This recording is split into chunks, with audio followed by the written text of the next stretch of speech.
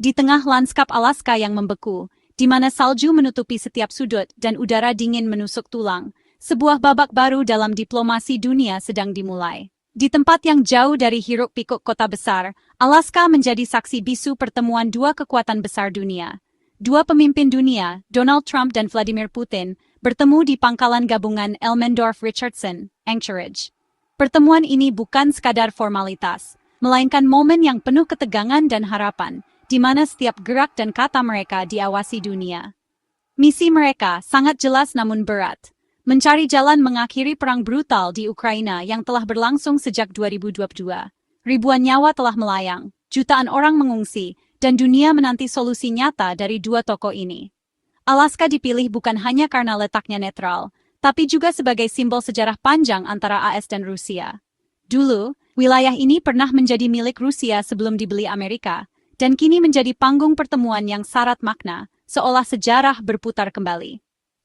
Bagi Trump, ini adalah ujian besar atas janji kampanyenya, mengakhiri perang dengan negosiasi langsung, bukan kekuatan militer. Ia ingin membuktikan bahwa diplomasi masih punya tempat di dunia yang penuh konflik. Sementara itu, Putin untuk pertama kalinya dalam satu dekade menginjakkan kaki di tanah Amerika, datang dengan agenda memperkuat posisi Rusia di tengah tekanan sanksi internasional.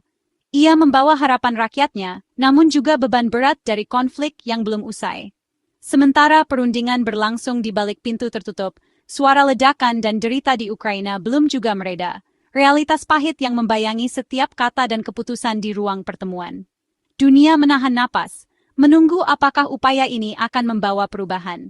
Pertanyaannya kini, mampukah dialog di tanah dingin ini benar-benar mencairkan konflik yang membara, atau justru menambah lapisan es baru dalam hubungan kedua negara? Hanya waktu dan keberanian para pemimpin inilah yang akan menjawabnya. Kamera menangkap momen bersejarah ketika Donald Trump dan Vladimir Putin berjabat tangan di hadapan puluhan kamera. Sorotan lampu kilat dan suara klik kamera memenuhi ruangan, menandai dimulainya pertemuan yang telah lama dinantikan dunia internasional. Kedua pemimpin tampak berusaha menunjukkan sikap ramah, namun gestur tubuh mereka tetap kaku, seolah menyimpan ketegangan di balik senyum tipis yang mereka tampilkan. Di belakang mereka, terpampang jelas slogan mengejar perdamaian. Slogan ini menjadi harapan sekaligus tekanan, karena dunia menuntut hasil nyata dari pertemuan dua kekuatan besar ini. Suasana di ruangan terasa tegang. Para pejabat dan diplomat yang hadir menunjukkan ekspresi serius, menyadari bahwa setiap kata dan gerak-gerik akan diamati dan dianalisis. Media hanya diberi waktu beberapa menit untuk mengambil gambar sebelum pintu rapat tertutup rapat, menambah aura misteri dan eksklusivitas pertemuan ini. Sesi empat mata antara Trump dan Putin pun dimulai, hanya didampingi oleh penerjemah masing-masing. Setelah itu, mereka bergabung dengan delegasi untuk makan siang bisnis, membahas isu-isu strategis di meja panjang yang dipenuhi dokumen dan catatan. Delegasi Amerika Serikat diisi oleh pejabat tinggi keamanan nasional, termasuk penasihat keamanan dan diplomat senior. Sementara dari pihak Rusia, hadir Menteri Luar Negeri Sergei Lavrov, Menteri Pertahanan, serta penasihat utama yang dikenal berpengaruh dalam kebijakan luar negeri Rusia. Tidak hanya isu politik dan militer, kehadiran tim ekonomi dari kedua negara menandakan bahwa diskusi juga akan menyentuh soal sanksi ekonomi, perdagangan, dan keamanan global. Setiap delegasi membawa dokumen tebal, siap bernegosiasi dalam berbagai topik yang kompleks. Demi kelancaran pertemuan, Amerika Serikat bahkan mengeluarkan lisensi khusus agar delegasi Rusia bisa masuk ke wilayah pertemuan tanpa hambatan. Langkah ini menunjukkan betapa penting dan sensitifnya agenda yang akan dibahas. Ini adalah pertemuan keempat antara Trump dan Putin, namun kali ini atmosfernya berbeda. Tekanan dari sekutu, oposisi politik, dan publik di kedua negara jauh lebih besar. Banyak pihak menuntut transparansi dan hasil konkret, bukan sekadar simbolisme diplomatik. Dunia menanti dengan penuh harap dan waspada. Para analis, jurnalis, dan masyarakat global memantau setiap perkembangan, bertanya-tanya apakah pertemuan ini akan menghasilkan terobosan penting atau justru mengulang kegagalan diplomasi di masa lalu. Semua mata tertuju pada Helsinki, menunggu babak baru dalam hubungan dua negara adidaya ini. Fokus utama, mengakhiri perang di Ukraina. Trump menekan Putin untuk gencatan senjata, mengancam sanksi lebih keras jika Rusia tak serius. Isu sensitif status wilayah Ukraina yang diduduki Rusia yang membayangi setiap diskusi. Kekhawatiran terbesar, kompromi cepat bisa melegitimasi agresi militer dan mengubah tatanan dunia. Selain Ukraina, isu Arktik juga dibahas, potensi kerjasama jika Rusia mau berkompromi. Tidak ada dokumen resmi ditandatangani. Pertemuan ini hanya langkah awal untuk negosiasi lebih serius. Taruhannya, masa depan Ukraina, kredibilitas AS, dan stabilitas global. Trump selalu tampil dengan gaya percaya diri, seolah-olah ia menguasai setiap ruangan yang dimasukinya. Dalam setiap pertemuan internasional, ia membawa aura seorang negosiator ulung yang terbiasa menghadapi tekanan besar. Bagi Trump, diplomasi bukan sekadar pertukaran kata-kata, melainkan ajang untuk menunjukkan kekuatan dan pribadian. Ia memandang diplomasi sebagai seni transaksi personal, di mana hubungan antar pemimpin bisa menentukan hasil akhir. Trump percaya bahwa pendekatan langsung dan personal lebih efektif daripada protokol formal yang kaku. Dalam menghadapi Putin, Trump tak segan mengancam sanksi berat jika Rusia menolak jalan damai. Ia menggunakan retorika keras untuk menekan lawan, namun tetap membuka ruang negosiasi. Di sisi lain, Trump juga menawarkan normalisasi hubungan dan peluang kerjasama ekonomi, berharap bisa menarik Putin ke meja perundingan dengan insentif yang menggiurkan. Strategi wortel dan tongkat ini memberi Putin jalan keluar terhormat, namun juga penuh risiko. Jika gagal, hubungan kedua negara bisa semakin memburuk. Trump sadar bahwa peluang gagal cukup besar, dan ia harus berhati-hati agar tidak terjebak dalam permainan lawan. Ia tahu bahwa setiap langkahnya diawasi dunia. Ia pun mengakui bahwa Putin adalah lawan negosiasi yang sangat lihai, berpengalaman, dan sulit ditebak.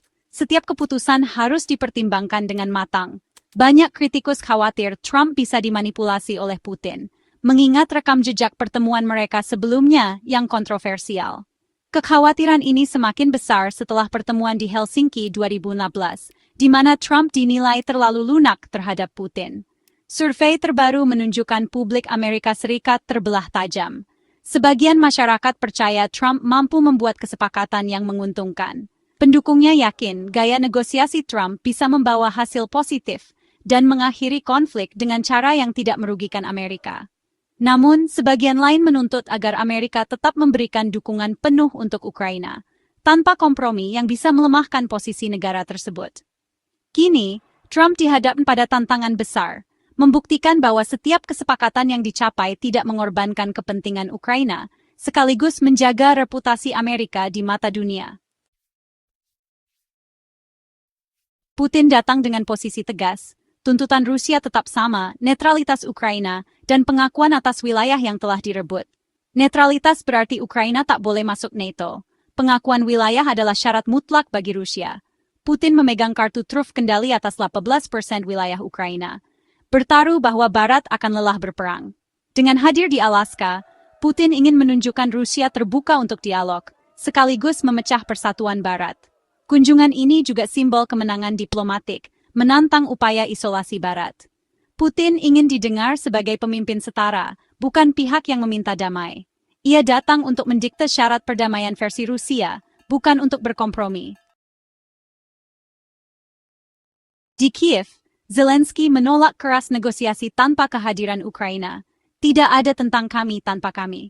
Ukraina menuntut penarikan penuh pasukan Rusia dan jaminan keamanan konkret, bukan janji kosong. Pengalaman masa lalu membuat Kiev tak percaya pada kompromi yang mengorbankan wilayah. Formula perdamaian Zelensky, integritas teritorial, dan arsitektur keamanan baru yang melibatkan kekuatan dunia. Ukraina waspada, khawatir kepentingan mereka dikorbankan demi kesepakatan cepat. Pesan Kiev jelas, keputusan di Alaska tak mengikat Ukraina tanpa partisipasi mereka. Perdamaian sejati hanya bisa dicapai jika Ukraina duduk setara di meja negosiasi. Eropa menyambut dialog Alaska dengan harapan dan kecemasan. Mereka khawatir Trump tergesa-gesa memberi konsesi yang merugikan keamanan Eropa, mengulang sejarah kelam Yalta. Eropa menolak pertukaran wilayah dan menegaskan pentingnya batas internasional. Dukungan untuk Ukraina adalah soal prinsip dan keamanan bersama.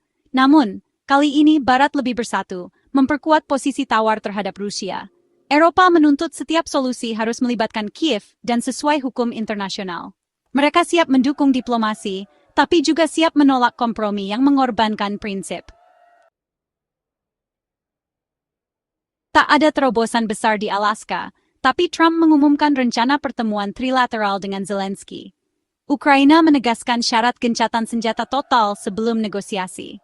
Rusia belum tentu setuju, seringkali meremehkan Kiev dan lebih suka bicara langsung dengan AS. Pertemuan trilateral bisa jadi perubahan strategis atau sekadar taktik mengulur waktu. Keberhasilan pertemuan lanjutan tergantung pada kesepakatan agenda dan tujuan bersama. Alaska membuka saluran komunikasi, tapi beban kini di tahap berikutnya yang lebih rumit. Dunia menanti apakah pertemuan trilateral akan jadi awal perdamaian atau hanya babak baru drama diplomasi. Pertemuan Alaska meninggalkan lebih banyak pertanyaan daripada jawaban. Duduk bersama adalah langkah maju, tapi realitas di lapangan tetap suram.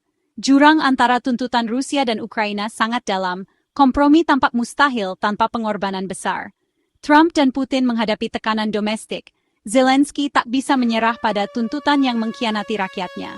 Alaska mungkin bukan momen penentu, tapi awal proses panjang menuju perdamaian. Harapan kini pada para diplomat untuk mengubah momentum politik jadi langkah konkret, dimulai dari gencatan senjata. Bagi rakyat Ukraina, perdamaian masih jauh, jalan keluar dari perang tetap panjang dan penuh ketidakpastian.